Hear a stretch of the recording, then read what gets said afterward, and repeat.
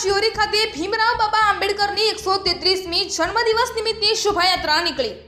શિહોરી તાલુકા પંચાયતથી ગરીબ ચોક તથા હાઈવે 4 રસ્તા સુધી મોટી સંખ્યામાં લોકો જોડાયા હતા। પ્રાપ્ત વિગતો અનુસાર symbol of knowledge Bharat Ratna doctor Baba Saheb આંબેડકરનું મૂળ નામ ભીમરાવ રામજી આંબેડકર, જન્મ 14 એપ્રિલ 1991, મહાપરિતનક્ષીણ દિવસ 6 ડિસેમ્બર 1956, એક કાયદાશાસ્ત્રી, રાજનેતા, તત્વચિંતક, વનોશાસ્ત્રી, ઇતિહાસકાર અને અર્થશાસ્ત્રી તેમજ અનેક વિષયના સાતા હતા। તેઓ ડોક્ટર બાબા સાહેબ આંબેડકરના હુલામણા નામથી પણ જાણીતા હતા।